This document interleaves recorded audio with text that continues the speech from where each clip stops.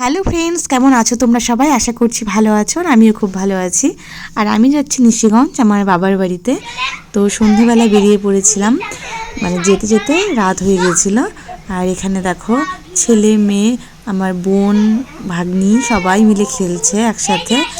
আর আমি আর আমার বোন তাই দেখছিলাম দাঁড়িয়ে দাঁড়িয়ে, ওরা কত মজা করছিল। তারপরে ছেলে আর ঘরে থাকতেই চাইছিল না, তো সেই জন্য ওকে নিয়ে একটু বাইরে এসেছি। আর ছেলে বাড়িতে যখন থাকে তখন তো এ ঘর ও ঘর ঘুরে বেড়ায় সবার কোলে কোলে। আর এখানে যেহেতু লোকজন খুবই কম, তো সেই জন্য ঘরে আর বেশিক্ষণ থাকতেই চায় না। আর বোন বাইরে নিয়ে এসে ওকে খুব চটকাচ্ছিল, আর ও খুব খুশি। আর এই দেখো আকাশটা পুরো মেঘ করে এসেছে, এই রোদ এই বৃষ্টি, তো এরকমই ওয়েদার চলছে। আর এনেছে বাবা চিংড়ি মাছ। তো দুপুরের সব মোটামুটি রান্না হয়ে গেছে, চিংড়ি মাছটা আমি করব।